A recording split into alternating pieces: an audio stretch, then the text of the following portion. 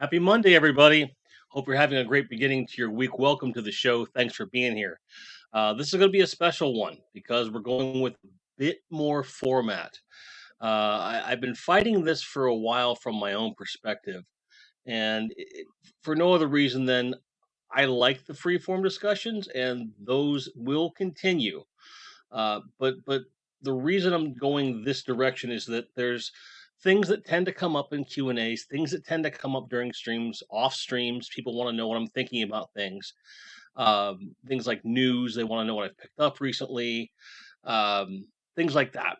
And I've kind of decided, well, what if every week I just kind of go over the previous week's news, little bits of it, go over a main topic as well, show my pickups from the last week, and still have the Q&A, so that we have a little bit of everything in the show. Um, I've done this in other shows in the past. You know, if any of you have watched my Destiny streams, I tend to cover Destiny news while I'm there and just kind of free form. But I feel like a little bit more structure is going to do us some good. And this isn't just simply I'm going to be talking about things in a different way. No. There's actual format changes to what you're going to see and how you're going to see it, and I'm very excited about it. So, without further ado, I do want to get into the news. So, and some of these are going to be like, what?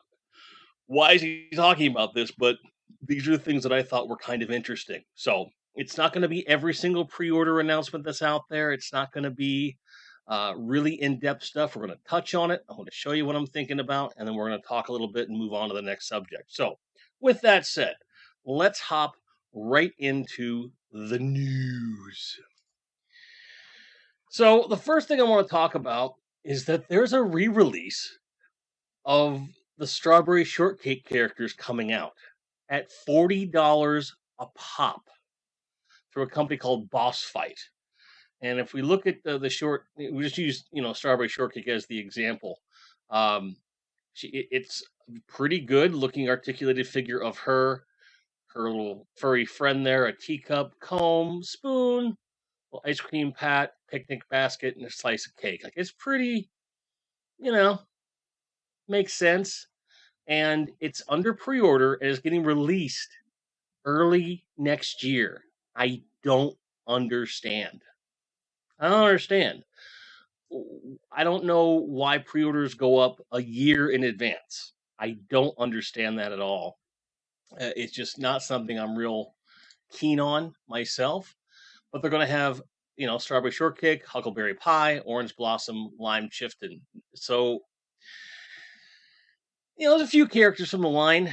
My sister was into this line when we were kids. The cartoon was actually, it was what it was. I thought there were some interesting inferences with it, but I don't fully understand who this is for. This line primarily appealed to young children, and yeah, there's a nostalgia factor there for those that were into it. But how wide of a release is this really, especially at the price point of $40 per figure? All right, just by comparison, in a similar, you know, arguably small niche market would be the Diamond Select Muppets line. And you get for $20 way more than they're showing here, and you get a wider range of figures on offer. I don't understand who this is supposed to appeal to. I don't see a lot of hardcore collectors getting this. I'm already seeing that Bill Wifta is like, nah, I think I'll pass on Strawberry Shortcake. I don't blame you. I don't understand. And according to chat, they're going to be scented as well. So you'll be able to smell them. And we're not talking about the fresh plastic, new toy smell. We're talking about a strawberry shortcake kind of smell. So my question for you guys is, what market does this appeal to? Is there anyone you can think of that this appeals to? And Jesse Hughes asks, at 6 inches, would they be much larger than Muppets? The Muppets are about this tall, about 4 inches, 4-inch scale. And granted, those probably scale with 6-inch figures in as much as the Muppets themselves in the live action, okay, were smaller than their human counterparts. I haven't set them next to Marvel Legends at this point, but I have a feeling they scale perfectly with 6 or 7 inch figures. Um, Being it's from Diamond Select, they probably scale better with Marvel Select. You know, so as far as like the 6 inches that the strawberry shortcake are going to be, they're going to be gargantuan by comparison because they're supposed to be diminutive little characters, I would presume, right? Um, and Bjorn's like they're taking on a few weird lines: Popeye, Zorro, strawberry shortcake. The first two of those make more sense to me, wider appeal, and it's not about them being for women or something like that. I don't think that's the case. I like them, and if the price point were lower, I might get a strawberry shortcake because that was a part of my childhood, no matter how small it might be. Just for the novelty of it. But for $40, forget it. I don't fully understand. Kieran Ball was an interesting point. Should have been marketed for sale at Christmas. Wasted opportunity. I agree. It seems like a really weird flex at a weird time. And Jim Largo's got a good point here too. Says, I guess they're taking a chance on an inexpensive IP licensing fee. Probably. That makes a lot of sense. But I do think that, ultimately, it's an odd choice that doesn't seem to have any footing, in the marketplace. And Kieran Ball saying this is aimed at mothers and grandmothers. Well, I don't think that you're necessarily wrong there, Kieran, but I didn't hear about it, and I had to look it up. I had to go looking, and not a deep dive for news, but I was, I saw this, I was like, "Meh." I didn't even hear about this through Paternia or any of the big outlets, and I just like, if I didn't hear about it, and I'm actively looking for news, um, I don't like this does not have the appearance of looking for wide release that would appeal to mothers and grandmothers that don't already collect toys. It's interesting. And Bill Wifton going, I'd go for Popeye. I might as well. You wish you'd gotten the Mezco figures. Yeah, I heard about those too. So I just want to kind of plant that seed there. Okay. In as much as we're probably going to hear more about this line later. And I just thought it was like, that's so weird. But I wanted to kind of call it out. Now, something that's been well worn in our circles, and I'm only going to briefly touch upon because we've all been part of this conversation, and I did mention a few things last week, is the G.I. Joe Classified reveals. Okay.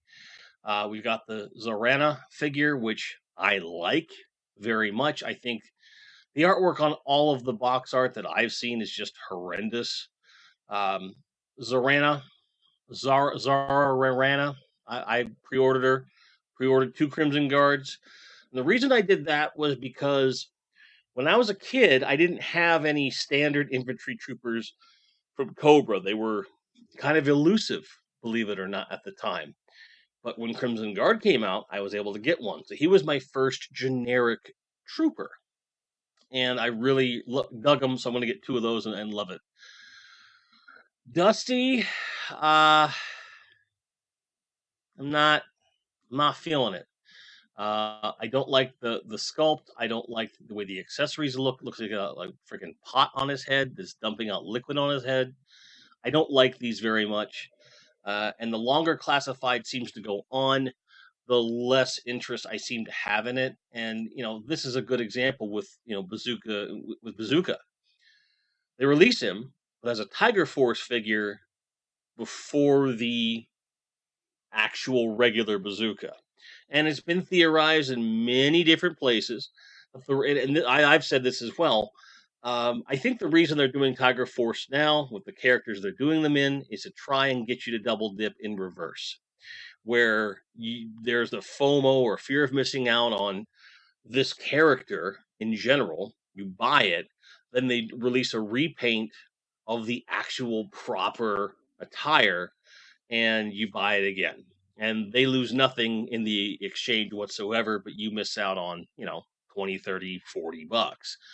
So I understand it from a business acumen, like as far as like what they think they're doing, but I think it's just a horrible choice. I think this is not the way that um, you go through with this. I just don't see it, and I, I don't think we have to go too deep into this, as many other channels and other parts of our community have done this to death. But I wanted to kind of give a definitive thing of like, yeah, it's a little weird. It's a little weird. Um, but I do want to call out Kieran Ball saying as an odder choice than Strawberry Shortcake might be Hiya Toys producing Judge Dredd figures based on the character from British comic book. Don't be wrong, I'm interested, but then you're English. I love Judge Dredd as a character. I don't have nearly as much exposure to the comic book as I'd like. Um, but as a concept, I've loved the character. What I have read of the comics, I loved.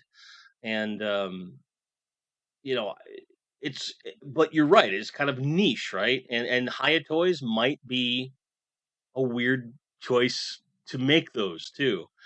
Um, yes, someone did make Thundar figures a while back, and they're super expensive these days. There's definitely some weird things out there, and I'm with Bjorn Jorgensen on the GI Joe Classifieds tip. But I like Bazooka too, just not Tiger Force Bazooka. Little breaking news for you from Jim Largo. It says, speaking of guns, Valaverse announced today that all Delta Trooper basic figures for Series 2B will come with a bonus Glock. Yay, bonus Glock. Jesse Hughes with a poignant, my fear. I like Bazooka and Alpine. Hasbro says, here's a 2-pack for $70. It might even be more expensive than that with all the different cost measures that they've been taking lately. Not a big fan of that myself. I think that there's just odd things afoot. And again, it's nothing that we necessarily haven't talked about. Kind of weird, but also sort of understandable, is this Black Panther Legacy line that has the Black Panther, Shuri, Nakia, and Killmonger all re-released with upgraded or updated paint deco to be more accurate. By all accounts, so far they seem to look much better than they did. These are due to come out late summer, and I think these are a bit of a get. They're still showing the windows and so forth. It's not a bad move. I did pre-order these, even though I do have a Black Panther with a Chadwick Boseman head. The sculpt on this appears to be a little bit better than what we'd seen before. And certainly the sculpt on Killmonger, I find a lot better. So it remains to be seen if it's going to be worth that dip again if you've already got them. But I think for anyone who doesn't have these figures and is a fan of the film, probably a good idea to pick them up if you're into it. But I find it interesting. So Legacy Collection seems to be a lot of reissues, right? So people can pick up on what they're doing. And with an interesting theory, Bill Wifta says, I think they're trying to kill the Marvel Legends line. I do think that reissuing old figures is an attempt to pick sales back up with folks that have got into it late in some cases. But if you're not giving new product of quality to people that are already entrenched in the line, that could be enough to kill the line, like you're saying. I agree 100%.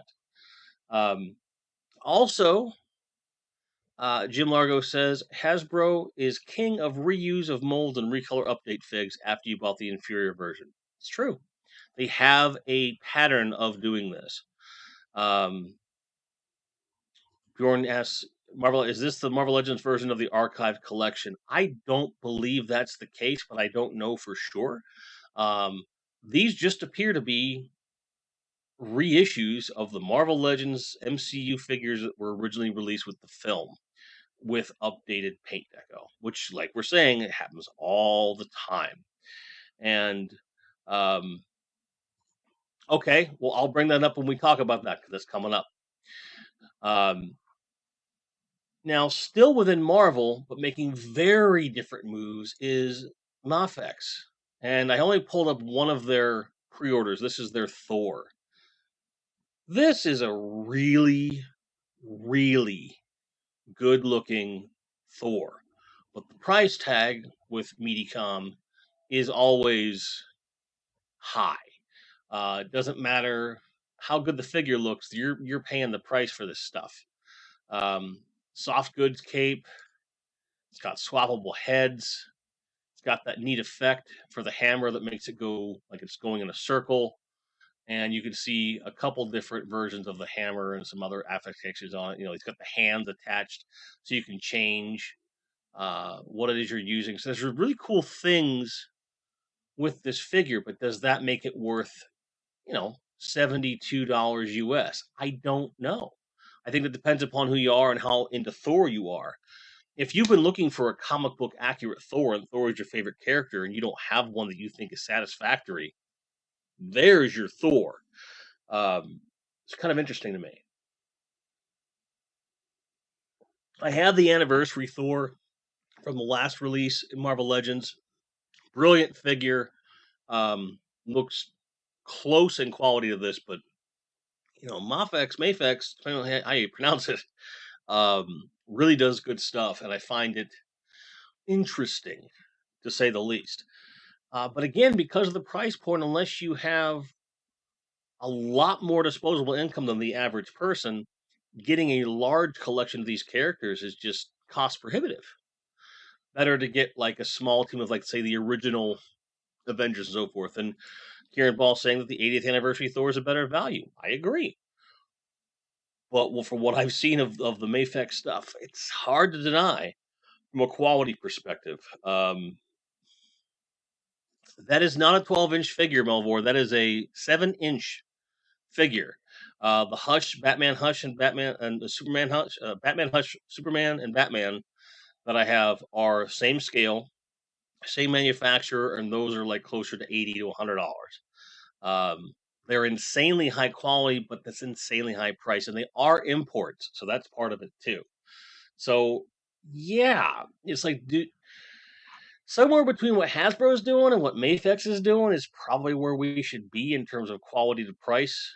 But it just doesn't seem to be happening all the time, especially with all the repaints that Hasbro seems to want to put out. And here's Bill Wefta again. I'm too poor for Valaverse figures, and those are reasonably priced for what they are, but they're expensive for what they are. You get value for that money, and I don't think that necessarily they should be any cheaper. But some folks, they're priced out, and I totally get that. And Jim Largo bringing up another point. The 80th anniversary Thor costs more than that Mafex now in the secondary market. It's true. That the values shoot up on these things. And so it's a weird conversation, I think, to have, but it's one that is necessary for sure. Now, speaking of value and price, let me show you something that came across my notifications this morning, and I was just like, okay. The Motu Origins Panther, the regular one, the grape one, okay? $9 direct from Amazon. $9, less than $9 US shipped. So if you've been sleeping on Panther and you want one, now's a good time to get him. And it's really not about that. It's for me, it's like, well, what did Mattel expect to have happen when the flocked Panther was a Walmart exclusive that flew off the shelves and is commanding crazy prices on the secondary market? And arguably, if you have nostalgia for the character, the flocked one's the one you want. I have both, luckily enough. But I don't fully understand why you don't have a shorter exclusive window. Maybe make that flocked Panther the de facto one. Order the regular one in smaller quantities. Become scarcer. I don't know. It's kind of nuts. And Bjorn Norgerson told me this earlier. He said that his Walmart has 13 Stridors. That's a whole herd of Stridors. It's nuts. And yes, it does suppose that Mattel wants you to go flock yourself. And Kieran Ball says they're bringing out a new, more articulated Panther. If that's a rumor, I haven't heard anything about it yet. I would certainly believe it. And going to be perfectly honest, if they have a new Battle Cat and a new Panther come out that are more articulated specifically in the paws, I would do that. I would get those. And the reason I would be okay getting those is because, as you've heard me say over and over again, through a Target mix-up, my Battle Cat and Panther were free. So I don't care about buying them. And a little tidbit for you guys: if you're looking for Flocked Panther, they are still on the shelves at his Walmart. Let Bill know if you want one. So I appreciate that. So it's like, you know, I get it. Things get overstocked and prices go down. I mean, that's normal. And these been out well over a year, so this makes some sense. This isn't like a recent release or anything.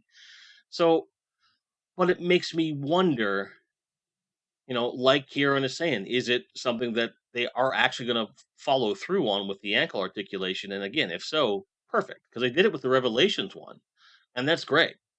But it's a lot of, you know, too much. It's too little, too late is what I've been trying to think of in my head here, and I don't know. It really makes things go weird. I do have one more Motu Origins related piece of news before we move on to our the pickups and then the main topic. This is the official reveal of the Motu Origins pig head. Let's get some nice pictures of the figure, and he looks like he's on drugs. Which, if you had woke up with a pig head, you might look like that too. Um, but I like seeing the card back. Looks like we're getting a slightly different um, comic book, and I do like that the Sunman logo is going to feature prominently on the bubbles. I think it's good. I don't have a lot to say about this, except I'm looking forward to getting them, and I'm looking forward to seeing them come up for pre-order. There's no word that I've seen as to when he's going up for pre-order. That has yet to be determined, if I'm not mistaken, because I have not seen this figure as of yet. Now,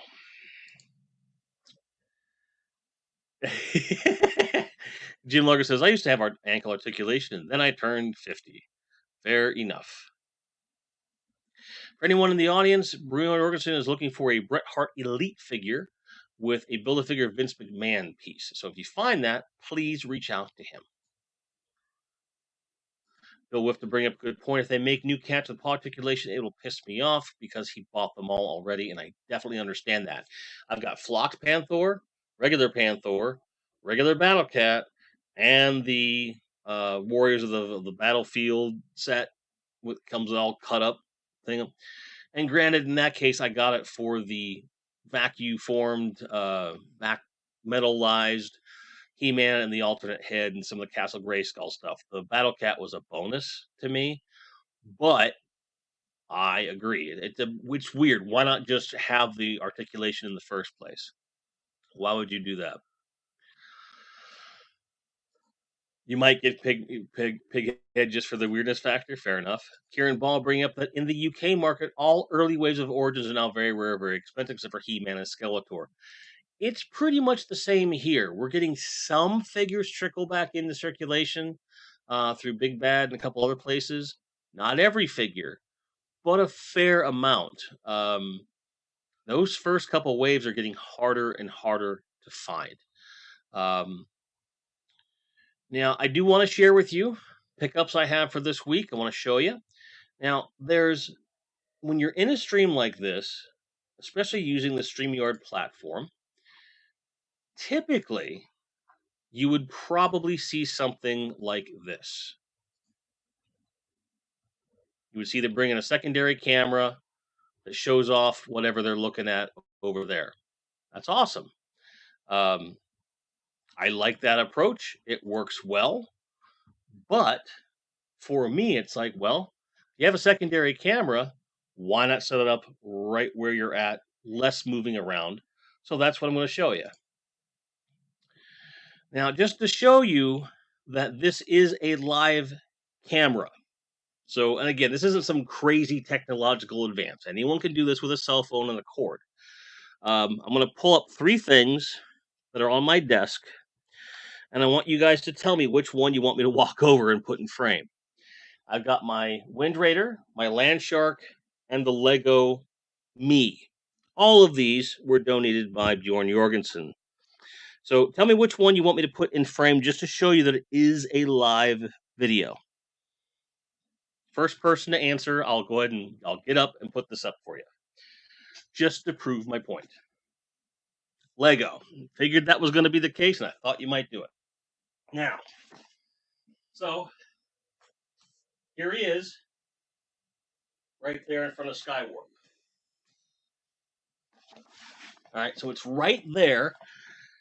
He doesn't have any effect on my film here, and I can have stuff staged there. So if we're having a discussion about certain things and I want to have something staged over there, I have the means to do it with a new light kit that I got. As you can see, it looks pretty okay, and this is how reviews are going to be filmed moving forward as well. So my pickups, I did talk about it. You didn't get to see it in great detail. I have Buzz Off, Naked Stratos, Jitsu, the preferred version of the Sorceress, in my opinion, a Doctor Strange from Multiverse of Madness, an additional Horde Trooper, a Legacy Core Skywarp. So I'm collecting all the classic characters that I can get in that smaller scale since Gojitron got me hooked up on it. Got the Vintage Collection Lobot and a Marvel Select Green Goblin to pair with my my soft goods Spider-Man from Mezco. Took me a second. Woo! Took me a second. But, you know, the idea here, cover up the Naked Stratos, this is a family show. Fair enough. Fair enough. So, I just see a couple of so two Legos, one Land Shark. Okay, fair enough. Thank you, Ben. Welcome to the show. Appreciate that. Looks pretty good. And for those of you who follow me on Instagram, this is essentially the same setup that I teased a week or 2 ago. The only real difference is the camera angle and the types of lights that I'm using.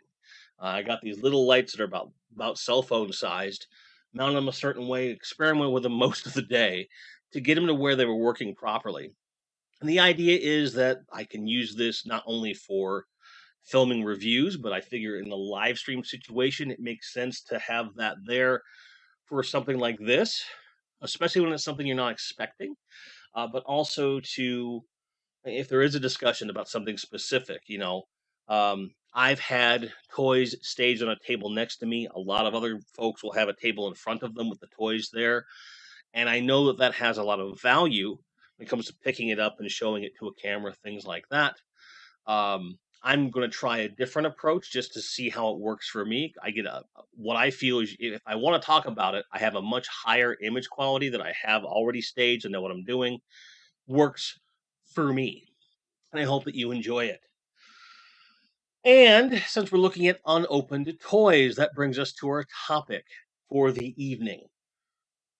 Packaging. Packaging. And I want to go back to something that Bill Wifta said, in that losing plastic, it sounds like Hasbro's trying to kill the Marvel Legends line. So as you can see, in this Doctor Strange Multiverse of Madness, it's got the full plastic window and everything else. And the new releases of them, as many of you know, if not all of you, new releases moving forward by next year are going to be all cardboard with no plastic in them at all. You won't be able to see inside the package and everything else. And it's kind of nuts to think about. But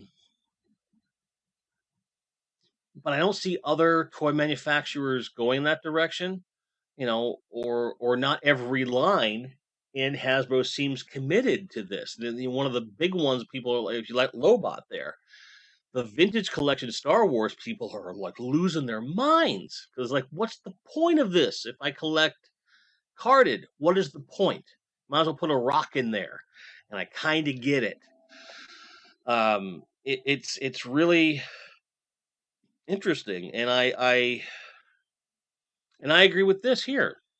Bjorn is saying that he would keep the front window and get rid of the tray inside if you want to reduce packaging. I agree with that. I think there's a lot of other ways to do that. Um, and yes, Stratos is not really naked. He has tons of fur. In this case, he's an albino, apparently. I don't know. I don't know. But it's if you look at like that legacy transformer down there, the Skywarp, there's hardly, if any, plastic in there. It's just an open window. I don't see where that would be a problem either. I mean, yeah, people could steal them, but so there were some pictures on Instagram the other day of people just cutting away the card backs the same way that I do, and just taking figures. They didn't do like a haphazard cut half the bubble, rip it open. They cut the whole bubble off and took the figure, and just left card backs on the shelf. If people are brazen enough to do that, nothing's going to stop them if it's cardboard. So that can't be the reason. And then you look at a manufacturer like Marvel Select. Look how much plastic is in that. I don't think that needs to be. I don't think that needs to be a kind of packaging. I think it's very wasteful. By comparison, Mattel's got a pretty good thing going, and even Marvel Legends isn't that bad. But it's nuts. It's crazy. Keeping a front window of some kind, but keeping the tray inside is another. Like he was saying, minimizing the window to get rid of the tray, something like that, I think is a good thing. Karen Ball bringing up an interesting point. He thinks Fortnite figures now have a small plastic window just in front of the face of the figure with the rest of the box cardboard.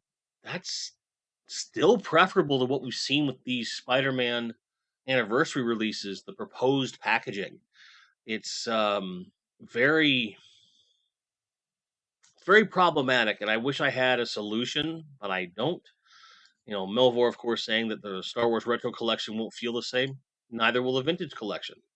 And people are like, oh, you can't call it that anymore because it won't be the same. And I don't necessarily think that they're wrong. I just don't, I can't fathom. Like, Hasbro, it was kind of like, if you're trying to reduce plastic, reduce plastic. Having these lines where plastic, quote unquote, needs to exist and taking that away, that's worrisome. The retro carded lines in Marvel Legends is going away.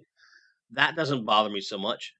But when you're looking at retro collection and vintage collection Star Wars, you're killing that market for people completely that do collect on card. For folks like me that take things out of the package, I don't really care. But just like laser pants, I'll probably be checking them in store if I'm going. And it's I don't know. It's such a it's a weird thing for them to do, but it's also a weird thing for us to complain about because by comparison, in Japan, the majority of toys do not have the plastic bubbles and they're just in a box. You just get what you get, right? And given the artisan nature of a lot of the toys and the boutique nature of a lot of the stuff that gets released over there, is that wise? I don't know. But I wanted to give you my perspective on it in a more official format, so that we could get through that and so forth. Um, but the packaging situation, I'm not any happier than you are. I don't have any answers that I haven't already put in there. Kieran Ball says Marvel Legends dipped their toe in the all cardboard boxes with a troop builder figure such as the Skull Trooper, and for something like that, that didn't bother me at the time. I didn't hear of people complaining too much about that. But that never bothered me, you know. And as a concept, cardboard packages don't really bother me unless you're in a line where the entire line revolves around that bubble, like a retro collection, vintage collection, even the retro carded stuff. It is really weird to me. Bill Wifton says, "What you gonna do when you open your box figures and they have crossed or googly eyes?" I I honestly don't know. Because it's what's gonna happen. It's gonna happen occasionally, if not more often. And then you got Jim saying that Action Man came in a windowless Footlocker coffin style box, but they did have the displays of the figures out so you could see what they looked like. And given we have a severe lack of that sort of a thing these days, it's that weird combination of factors that is going to lead to something going awry. I think Hasbro is full of hubris at this point and don't understand what they're doing to their own brand. I don't fully comprehend it. Ben Stutley with another good point here. Says Lego hasn't done too badly with all cardboard all these years. Counterpoint to that would be that Lego is a bunch of prefab pieces you put together yourself. It's a lot less potential for something to be messed up in a Lego package. I got a lot of Legos when I was a kid. I never had a problem with them. So I don't. Jason Garcia, welcome, by the way, says, everyone get ready to learn how to paint. You're not wrong, pal. You're not wrong. Jim Largo saying, Hasbro's full of something, not just hubris. Jordan Hogan saying, remember what happened to LeBron James Space Jam figures? People were popping heads off left and right. I mean, I remember that. But I'm given that we've established people already will rip off a bubble off of a package.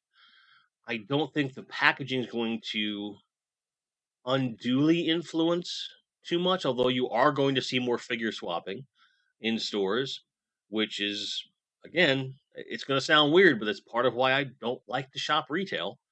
But it could be very well be a problem in warehouses too. People who work in warehouses aren't dumb, you know. And Kieran Ball, right to the point, saying the big problem here is that we don't trust their quality controllers. Too many bad paint applications. I agree. If paint apps were more consistent across the line with Hasbro, if they were of quality consistently, I think that in the lines like GI Joe and Marvel Legends wouldn't be anywhere near as big a deal. You would still have the problem with vintage collection and retro collection Star Wars, but Legends, Star Wars Black Series, all that stuff. I don't think it would be a problem as much. I agree if they would just step up the quality, you know. And Jim says, "Whoop, sorry. This will force collecting to go online only." I mean, probably, and maybe that's their goal. Maybe the whole point of this is to make it less and less enticing to buy off the shelf so they can do more direct things. Like, imagine for a second, what if Hasbro or Mattel or any of these toy manufacturers completely shunned online retail and brick and mortar retail in favor of exclusive brand only stores, handled all of their own distribution? Hugely problematic. I don't see it working for them, but just imagine a world where they thought that they could get away with that. Then you would have even less control over how it's going to go because they hold all the cards at that point. I think this could, like I said, could go pretty bad pretty quick. World Made of Cardboard, which is probably one of the most appropriate usernames for this conversation. Playing devil's advocate here. Someone said he wanted to look at the paint apps of a figure before he bought it, but he pre-orders everything. How can he justify that? Well, not knowing all the particulars if this is a real person. But what I would say that this person probably pre-orders everything and then goes to the store, and if they can find it, they would love to look at the paint app so they get the right one. They go home, they buy it, they go home, they cancel the pre-order. Lots of people do that. There's nothing wrong with that. The only difference with this now is that you have to physically open the package, pull the figure out to see if it's any good. And I don't think it's a good thing. It's a horrible thing. And I don't think that if they pre-order figures, right? And so we look at this from a different perspective. Let's say the guy only pre-orders online, okay? Gets the figure, opens it up, says, "Okay, this paint app sucks," puts it back in the box and returns it. You could technically do that now.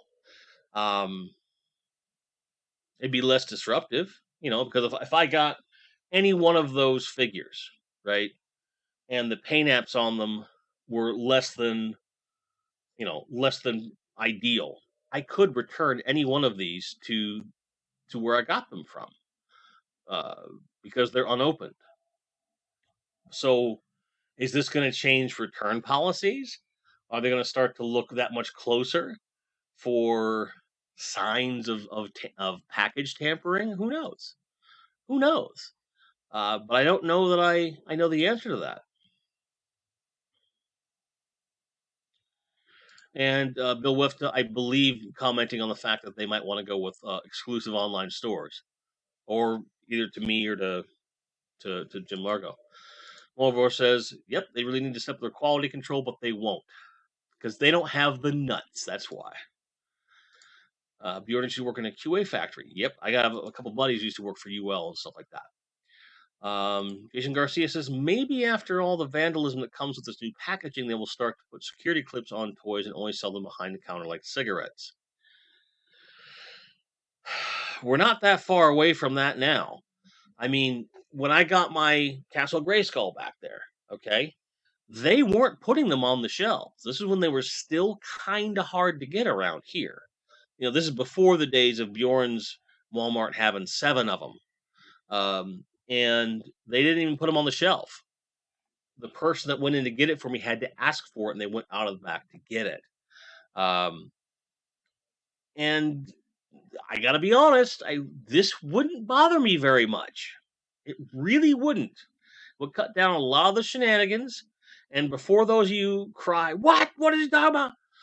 In the States, at Toys R Us, at Children's Palace, a lot of the big only toy stores, they would have things on the shelf. They'd show you one, and then you'd have a ticket you would take to the desk to get it, or like Service Merchandise or Argus, or any number of stores where you're not really perusing the actual product you're getting. You're telling them what you want, they bring it out from the back, and at that point, you could probably ask, and I have done this at those kinds of stores, I want another one.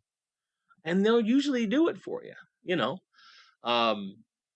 It's I think that would be far more permissible or forgivable than what they're doing here. But if they cared about the, vandalism or theft, they would already be doing a lot of different things, for sure. Ben Stutley says, if all collecting was online, maybe you could choose the type of packaging depending upon if you wanted it carded or open. You can do that to a certain degree with certain retailers now. To save waste, but that doesn't help with the paint app problem. Exactly. So some places will let you get damaged packaging. Some places will, if there's something that was, I think Dorkside is one of them. I think there's a couple other ones where if they come in like a multi-pack, you can just get one figure by itself if you want. You'll pay a little bit more on the single figure than you would if you'd cut it evenly amongst the multi-pack, but it allows you to get that stuff.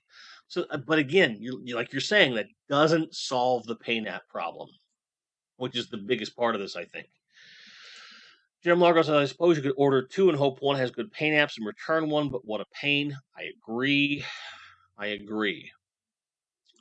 or stick a rock in it and take it back. This is an issue that's already common, Bill, I'm sure you know, with electronics and all sorts of things with Amazon. So like sometimes you're going to get, when you get like these pallets of returned goods, sometimes the returned goods aren't actually what they are, the box is labeled at all. Happens a lot. So I don't think this is something that's new to retailers, but it might be new to toys for sure.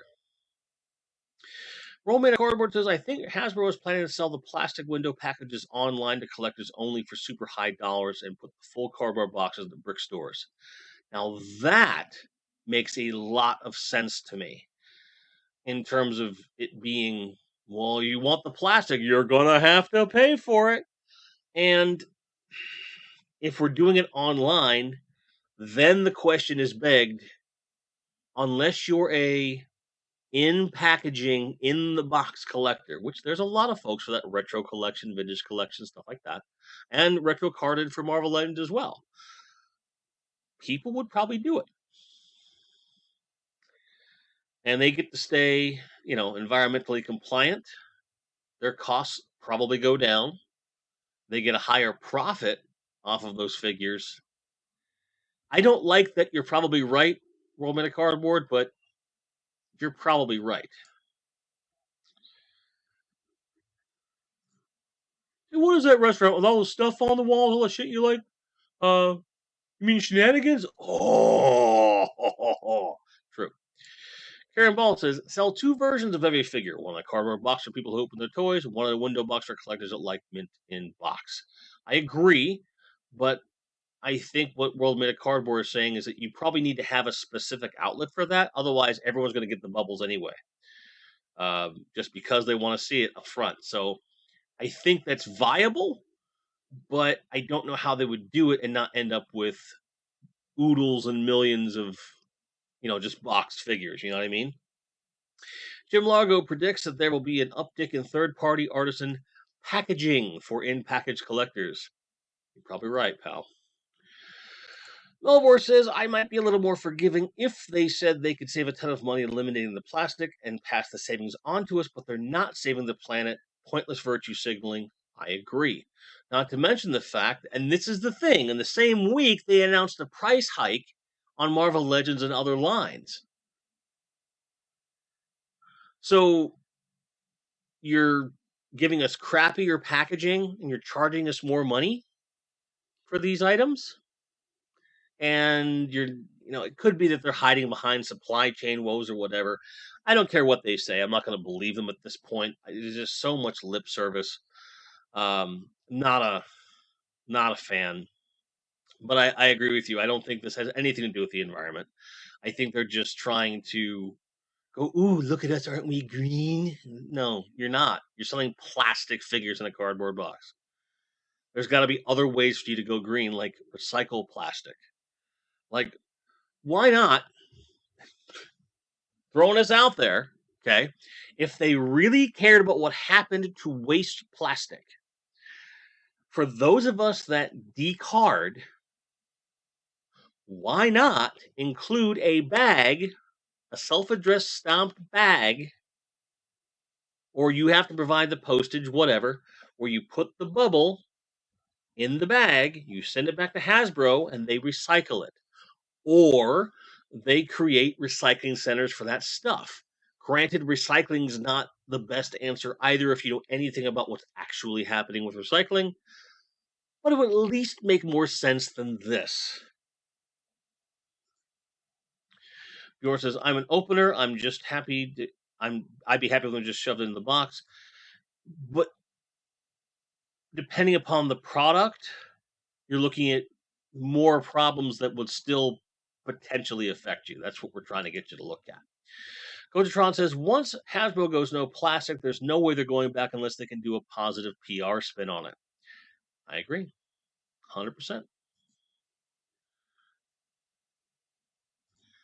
$30 per Marvel Legends figure, and you don't get to even see the paint deco. Pain in the ass. They've definitely done some weird things.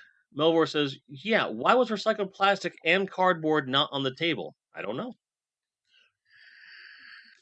Doesn't make any sense to me.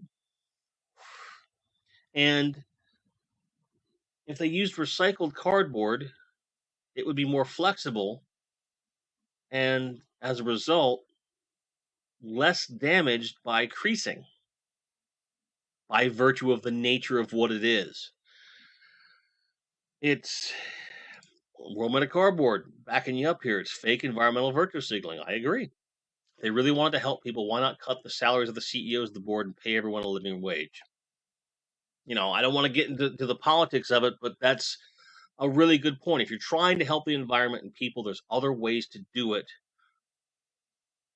than what they're doing. There's alternate methods to achieve what you're trying to achieve from an environmental standpoint and not screw over the collector while simultaneously raising the price of your product on top of the fact that you're running away with all these profits and you're not like the factory worker that's pumping these out, whether it be in China or somewhere else, or even the distribution centers or everything else. Are they being paid a fair living wage? Probably not. And if they were, it'd be different. And it's something where there's a politics end to this if you look at it. And World Wide Cardboard being very clear, he's not a political person. That's fine. I try to avoid that stuff myself in public conversation for the most part. But I do think it speaks to the fact that if you're looking at just the way the corporation operates and with the goals they're trying to supposedly meet, there's at least 6 other things they could be doing that would be just as, if not more positive for the environment, would be less taxing on their customers, and would give their workers a better quality of life. And I don't think that has to have a political agenda attached to it. It's just facts and numbers. It's really very problematic. Very problematic. Jim Margo says it's a gauntlet thrown down by Hasbro. How far can we push adult collections before they move on? Not much further, just based upon the sample size we've got here tonight. So now at this point, I want to open up the Q&A to anything we've talked about, everything we've talked about, and general Q&A. We talked about Strawberry Shortcake and the oddities of the market that exist out there, the new G.I. Joe Classifieds. We talked about the Legacy Black Panther announcement, the Mayfix Thor, and how, boutique prices, are they just there to compete with secondary market, perhaps? That the Mattel Motu Origins Panther is on sale for less than a third of its retail price, and what that might mean for future iterations of the character, as well as why have 2 versions come out at the same time when you know one's going to be more desirable in the first place. We talked about the pig head reveal, and we talked about my pickups, had a long discussion about packaging. So everything's on the board here, guys. Let me know what you have to say.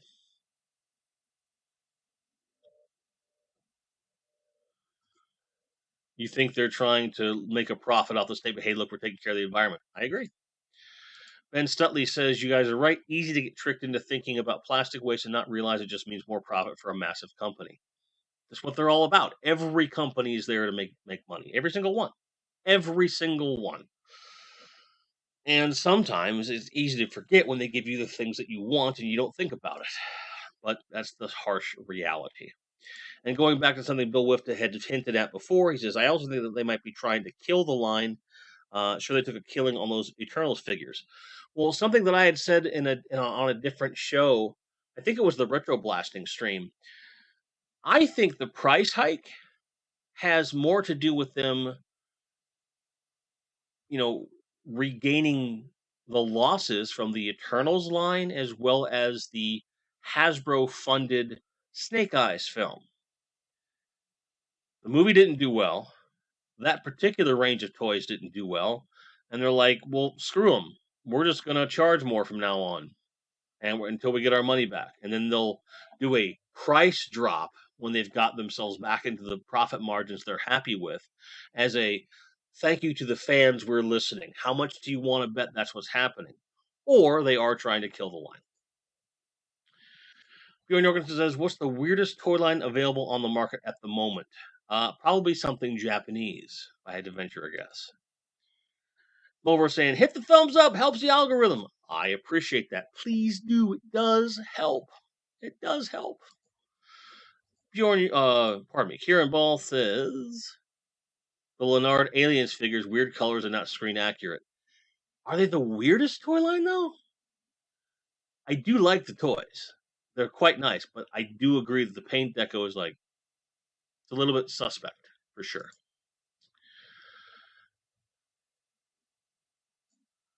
Alternation Toys. Well, we're already there. I'll look that up and see what it is myself. Alternation. Well, these are interesting. Okay, let's check these out. So, Alternation are these aliens. They have a resealable box, mini comic. Wow, these are weird. Like this big tree frog and a mech. Like alligator chameleon hybrid. These guys know they're selling weird stuff, that's for sure. You can just tell. Let's open one of these up. So this is their Rey figure. Looks like it's got decent articulation. It's got pins, but you know, and the price is pretty reasonable from what I can see. Especially given that you get a resealable box. Like that alone is like, oh, wow, you know. The fact that they're going out of their way to make it collector friendly. Pistol, spear, portable cannon, paint deco looks pretty solid. You got a mini comic like we said before. 6-inch scale. That's pretty legit, guys. It's pretty cool toys. Let's look at this weird tree frog guy. I want to see what he's about.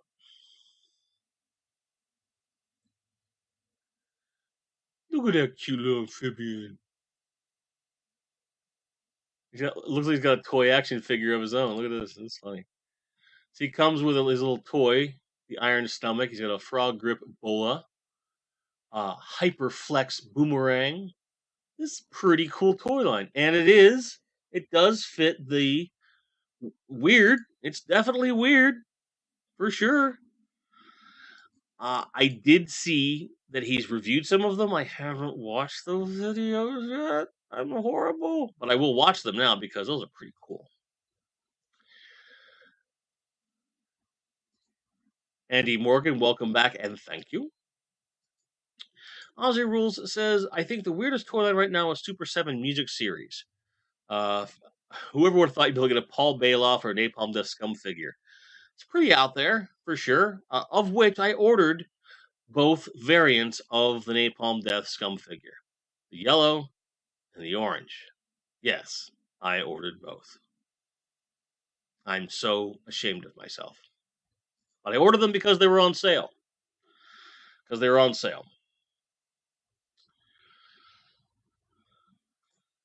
What color is the blowhole?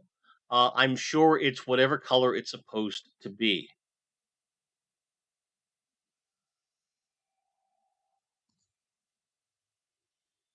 Thank you. I knew that I would eventually. They had a sale this weekend that put each figure at around $13, and I couldn't. At that price, I really couldn't say no. If for no other reason, I just want to see them in my hand, see what they're like, and if I think they're trash, I will immediately resell them at retail price. And I won't be gouging anyone. I'll be making a very, very modest profit. At retail price of like $15 or whatever, and that'll be fine. But I had to give them a try.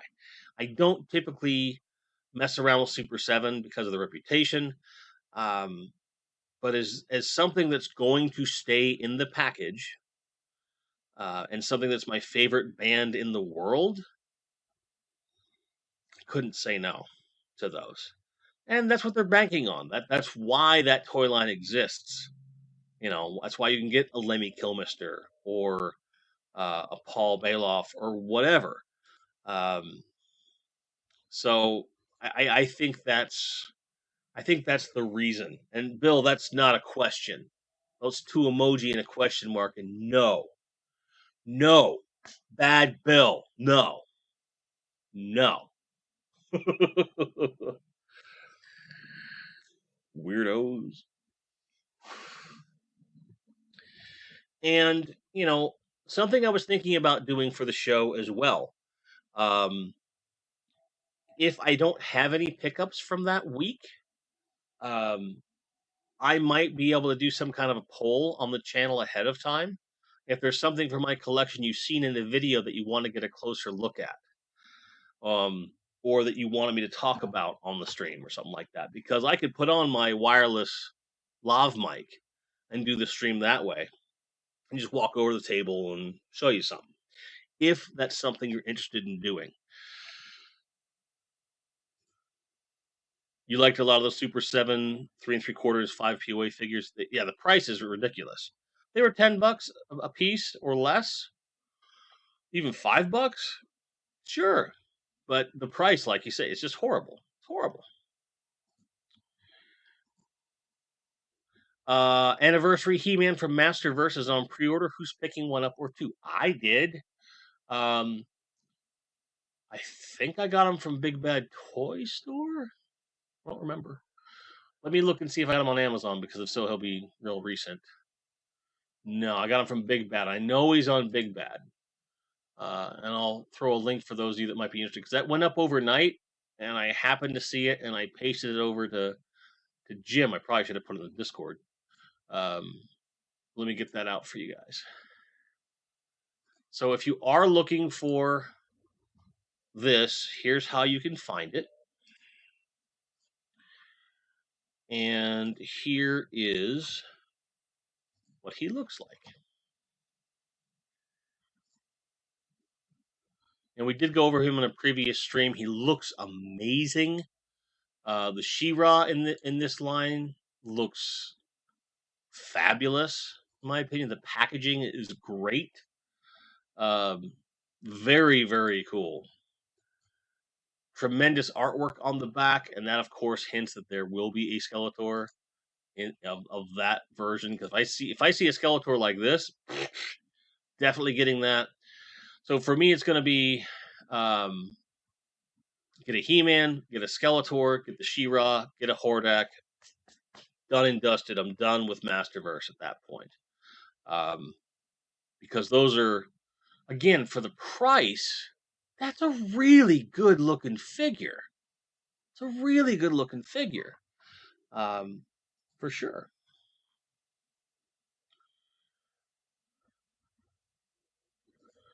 And Sutley says, nerd question, can you demo a close-up on the second camera setup? Sure. Yeah, I can do that. I even have remote controls from here. Hang on. Let me go over there. Whoop, wrong button. Wrong button! Here we go. So what I would need to do is pull up my controls, which you can't see. Which one is the zoom? That to auto. So I can zoom in. But I don't know that I can actually move the image. That's the only thing I don't think I can do. But I can zoom in.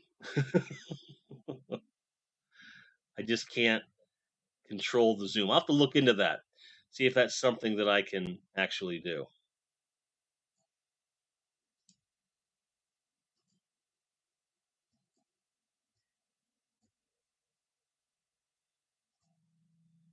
So I can zoom in. I just have to set it up for you. I have to pre-set it up for you. Flesh wash looks a little muddy. Hopefully clean up the production run. Yeah, I can see where you're talking about on that He-Man figure. Right in here. Right there. Yeah. I definitely agree that it's a little problematic, a little too gougy in here. So, like, really what they should do is make that more of a wash and less of, like, whatever they did, basically. But I agree. It's a little messy. For sure.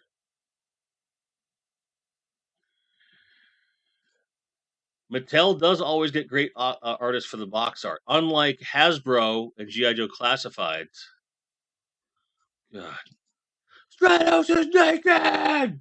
It's true. He is. He totally is. It's horrible. It's horrible. Whatever shall we do? Well, there's a good zoom in on the logo there. um, and I could even up the resolution on this. Let me see here. Well, now I'm just curious. Now I'm just curious because you got me thinking. Settings. So now I do that. I have to reconnect it. Give it a second. So now it's a full 4K image, and everything's adjusted now. So the question for me becomes, if I do the zoom in now, is it any different?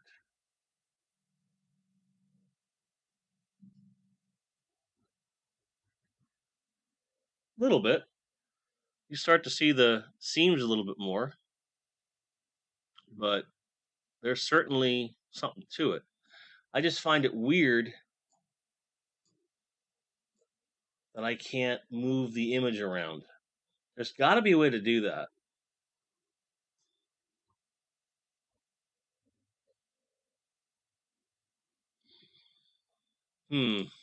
Doesn't seem to be.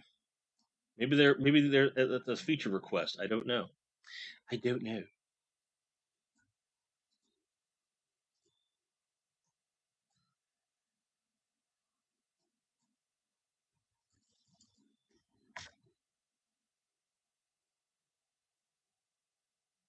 But there you go.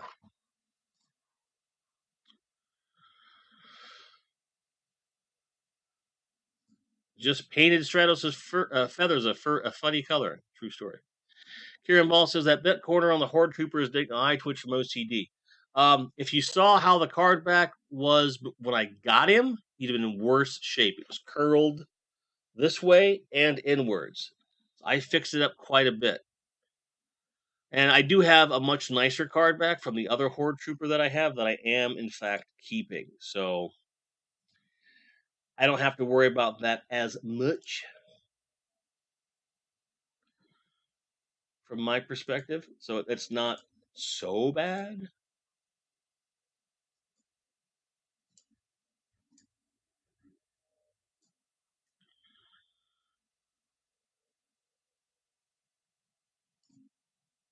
I was just thinking of holding a figure close to the camera. Yeah, I've got a full setup. I can do it, all kinds of stuff remotely, but I can certainly pick something up and show it to you. Let me just turn the focus on auto, which it already is, and that's on auto too. Great. I'll do that right now. I will show you right now.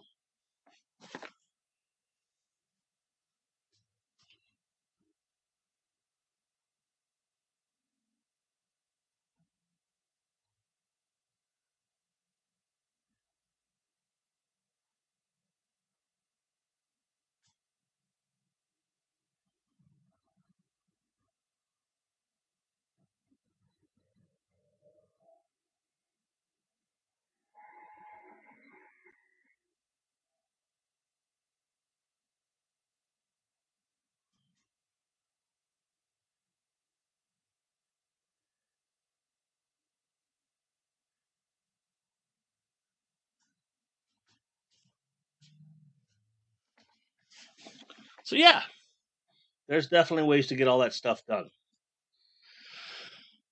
And I hope you liked it. I didn't even. Oh, I walked away without actually. Oh, son of a bitch. I did all that, and I wasn't even showing it to you. What a moron. See, this is why I didn't have a topic on the show. I wanted to show you guys all the stuff we can do. So,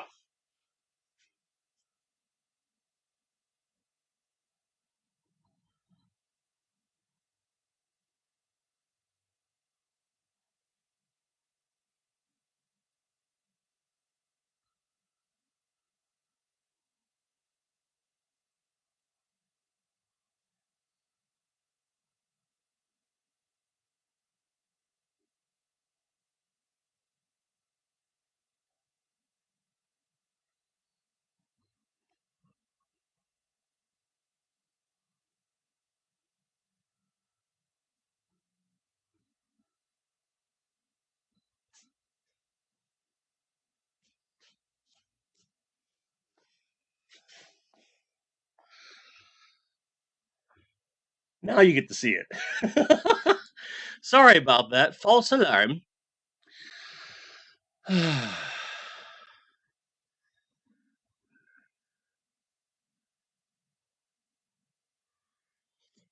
You canceled the Horde Trooper review after watching the review? Yeah. When I get this second one opened up, I might cancel the 2 more I have on pre-order, depending upon how it looks. I might could update that too.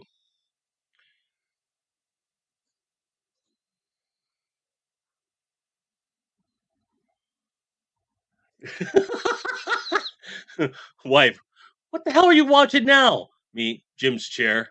The chair is taking over. Hey, Will. See, you guys now recognize the, you know, shall we say, importance of a Be Right Back screen?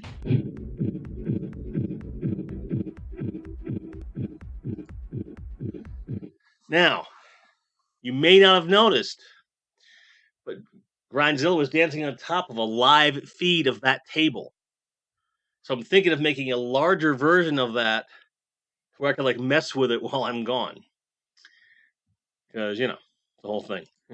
Drink! Sorry, wrong show. Yeah, that's a retroblasting thing. That's not a me thing. But you're welcome to drink on this show. That's fine. I am.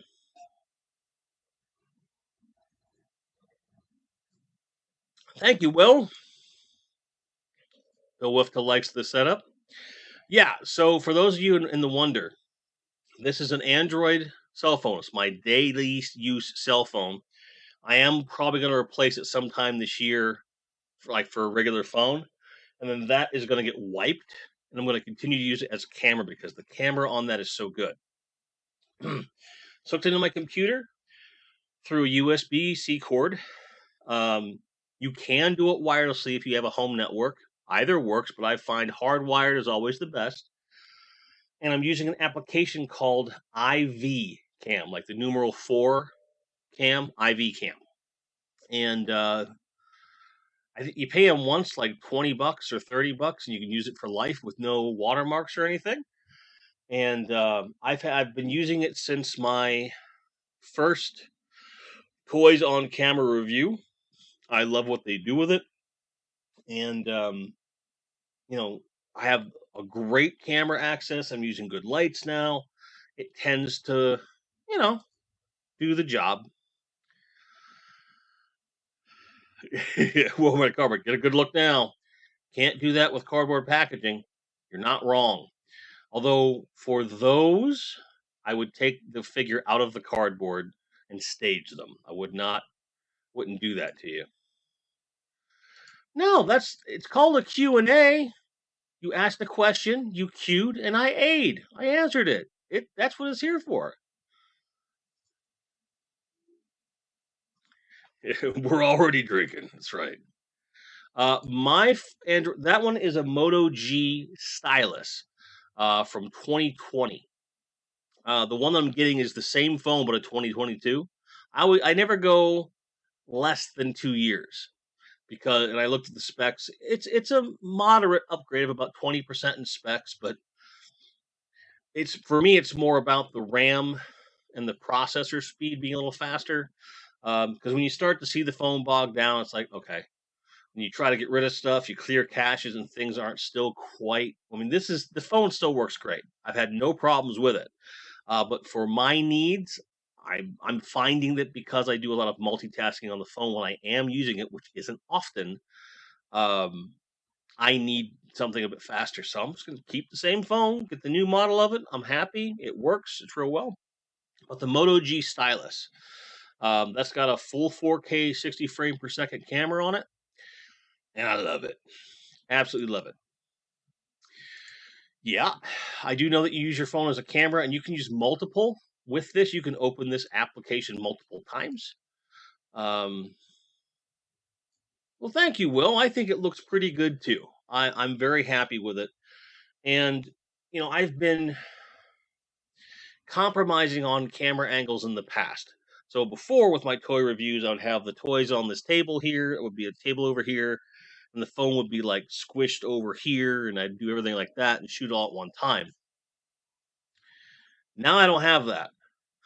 And because it's completely separate from my on-camera thing. When I'm shooting a review, now what I do is and I can go over there, do the actual toy thing, make sure I get all the points I want to get about the toy, everything, come back, film final thoughts, grab the figures, put them next to me and stuff like that. But I can just walk back and forth between them. I'm not stuck to the table. The table doesn't have to be in the shot. It makes a lot of sense. It's a hybrid of what I've been doing with what I've seen other folks doing and some other things as well. I'm trying to not necessarily innovate because I'm just taking different things people have already done, but doing it in a slightly different way. Oh, right on. Need to get another cheap used phone that uses a camera. In terms of phones that have good cameras that might be inexpensive for you to use, if you're not married to it being an Apple one, you might want to look at the LG G5 or G6. Those came out in 2016. They were beasts at the time and are relatively inexpensive now, and they do have a 4K camera on them. So, and they're not expensive anymore because they're so old.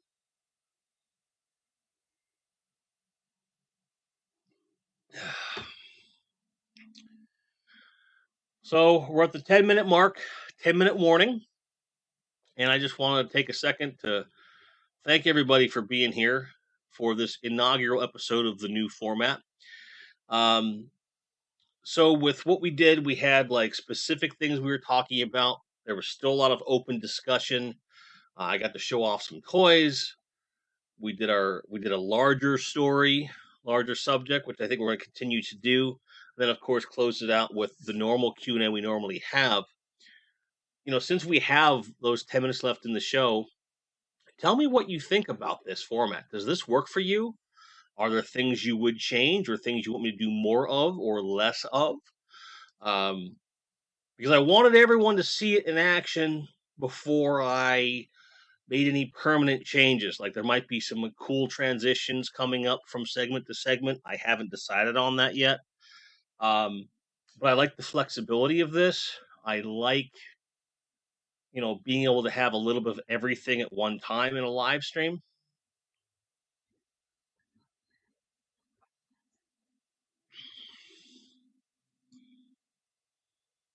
Oh, random shout out to my Brutal Truth Needed Control shirt.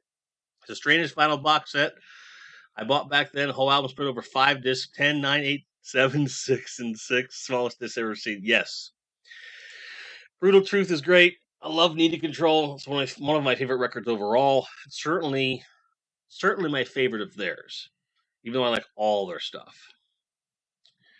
Jim Logo says, anyone taking bets on Valaverse Action Force to be arriving before BBTS gets Series 1? I will take that bet. I'm sure that's going to happen. Craziness. Will likes the new format. Thank you. Cal L. Steven, nice to see you. Says, I really like this format. These streams have always been informative and entertaining. Thank you. I felt like we could take the same content, right, and put it into one thing. So coming into the Monday show, you guys are going to know that I'm going to cherry pick from stuff that I want to talk about from the previous week. So what that means is that unless it's a really hot, like it has to be like super scalding hot button subject, I'm not going to make a video on it more than likely. I'll wait and do it on the show. So if you want to know what I think about it, we have it here on the show. I think that makes more sense for me, puts less pressure on me to release videos, and makes it less of a sporadic thing because I prefer the community aspect of it, being able to bounce back and forth and not having it been super formalized. There's some structure, but it's not super formal. And Kieran Ball brings up a good point. Like the news headline section could have been longer. Great for discussions in the chat. So you're saying on each of the stories we could have gone a little bit longer on those chats? I agree.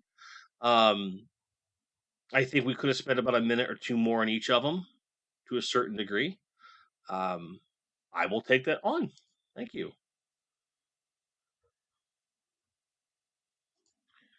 Sort of like last time on the live stream. I mean, we can do it that way. I'm not going to pick up on news from the previous week, but what we did on the show. But like, for example, all the news stories were from last Monday leading up to and including today.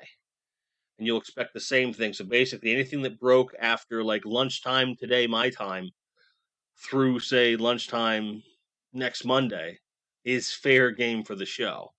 And it was certainly, you know, I think that there's room to maneuver this stuff, but I like the feel of it because it tells me that I'm not going to be rambling on this stuff aimlessly, but it will give you guys something to latch on to, and we will have a more solid subject. And I don't have to reveal the subject to you. So I think it's going to be changing where the live stream will start to say, you know, Grindhead news and views, and then the date or something like that.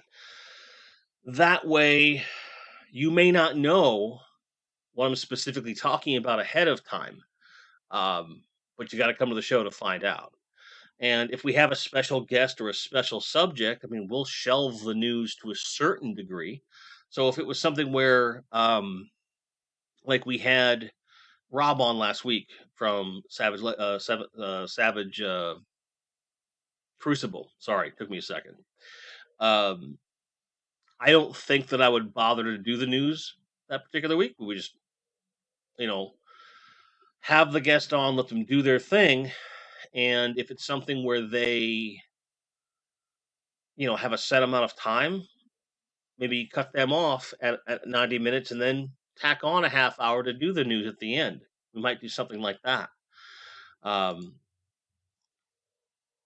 Jason Garcia says, I just like the feel of hanging out. I don't do actual meetups. This does a good job substituting. So you're getting kind of the best of both worlds, okay? You love the hangout format. So are you saying that this, the way it exists before today, or what we're doing today still has that hangout format? I guess that's my question.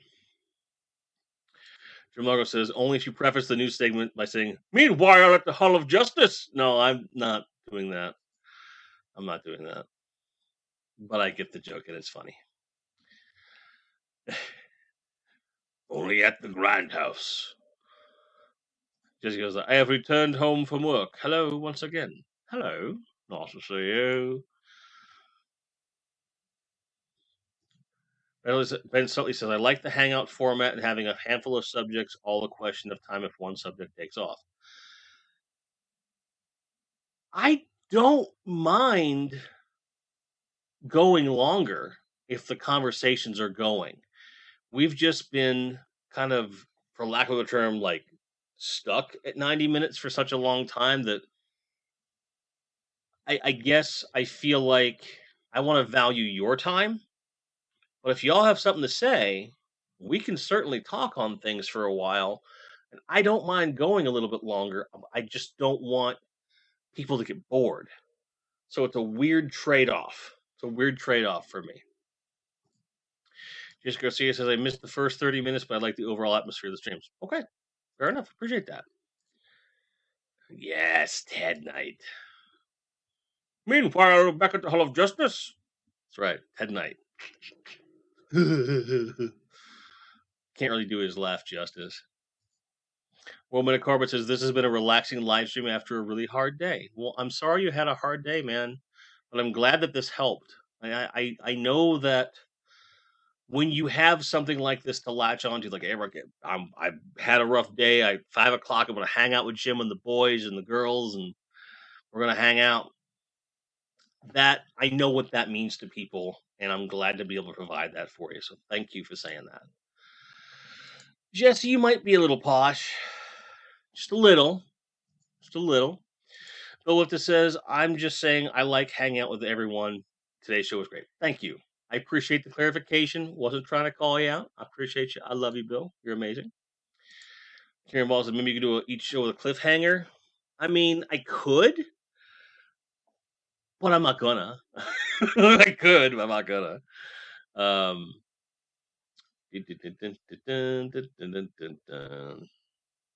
Jim Laura says tangents are fun except when they drift into. I'm not even going to finish that sentence. Jim Salzberg, cancel the Crimson Twins. Zoma, Tomaz and I can't even say it right now off the top of my head. Zaymont and Tomaz. Right? Right. And Dusty when you saw the paint demos. The twins that don't bother me, but Dusty, I'm like.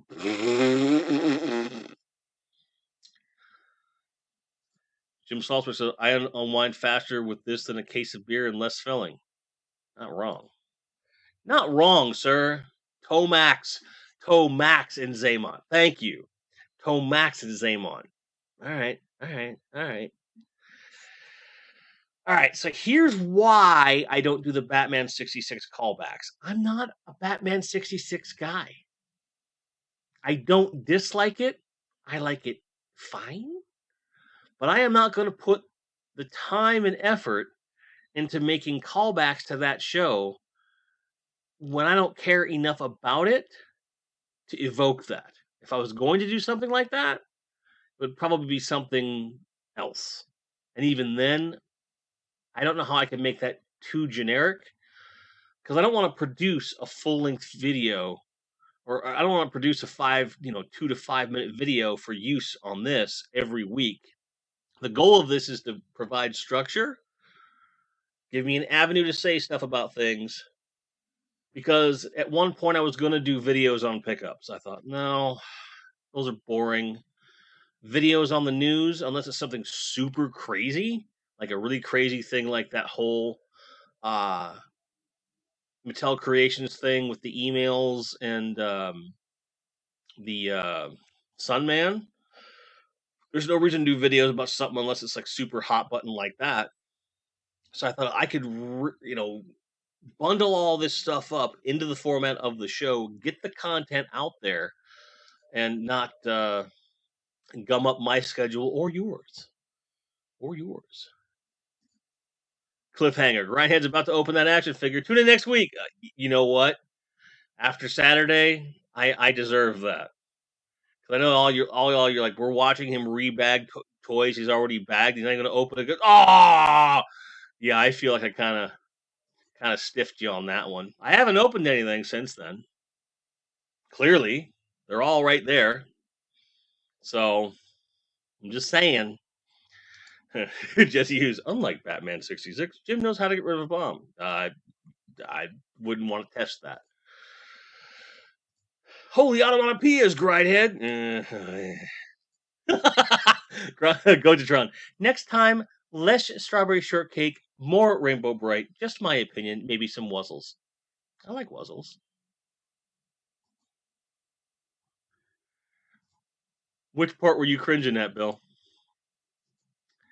Jim needs Lego Tiger repellent? Not wrong. Charles says that G.I. Joe classified figure wasn't Dusty. It looks like someone doing a really bad cosplay of Dusty. I would agree with that, Stephen. I'd agree with that. Oh, I did, Jim. I left him with the worst blue balls, dude. 2.5 hours of me rebagging toys that I already bagged. I was taking him out of like Ziploc sandwich bags and putting them into archival, and I was showing the toys and stuff. And we had a good time. We were talking. But I never got to unpackaging the toys because I didn't want to overlap anyone else's show. And I even came back to do a stream after those shows, and I was like, I'm too tired, which was true. I was too tired to do it. I didn't feel like pulling everything out and doing it. There's more toys coming this week. So maybe, and I'm not promising anything, but maybe what the thing would have to be, and this is the part that really screws me up. I can't show you every toy that I depackage because I have to do reviews, right? So anything that needs depackaging that came that week that I'm not saving for a review, I could depackage on a stream, but that would get to be lower and lower. Now, with the Final Faction stuff, you guys deserve that stream. You guys deserve to see me unpackage the Final Faction stuff, because that's the one that people are like, you gotta open them, you gotta open them, you gotta open them. I'll save those. I'll save those maybe even this Saturday, as long as I don't have any plans. Okay. Jim Largo is waiting for the Jim plays out scenes from favorite Godzilla movies with his toys segment. You know, it's possible. Anything's possible. Not sure if this is true, but Worldman Cardboard asks, wasn't Rainbow Bright some kind of weird character that demanded kids love her so she could exist? Something like that. It was weird. Look up Rainbow Bright, a robot chicken. I have seen that. It's weird. It's weird.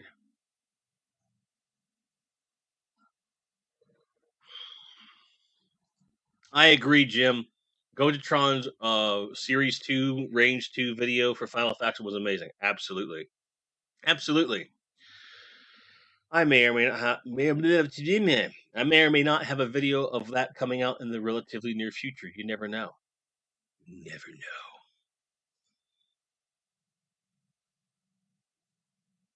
know.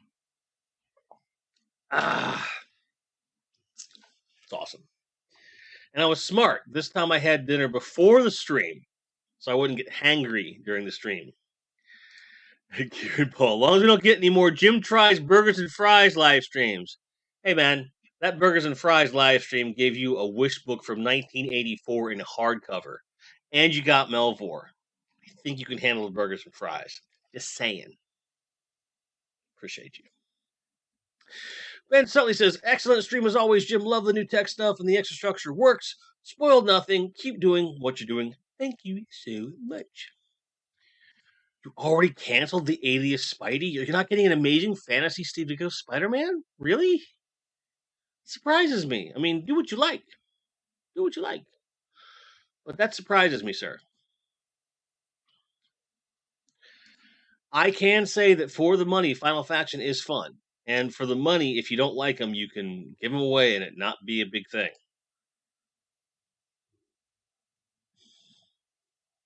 Aw. Orman Cardboard says, great stream, great setup, great host. I don't think that I can top that comment, folks. So we're already over the time I would normally go. And ultimately, I think that's all we have for tonight. I thank you for your time and your investment and your feedback and your participation, all of which are always welcome here on the show. So I really appreciate you guys. I love you guys to death. And look for a video later this week of the final faction, the Fantastic Four, because I am filming that right away now that I have everything set up. And we will see you for the live stream at the latest on Monday. So in the meantime, have a great week. Take care of yourselves and all that fun stuff. Bye-bye and good night.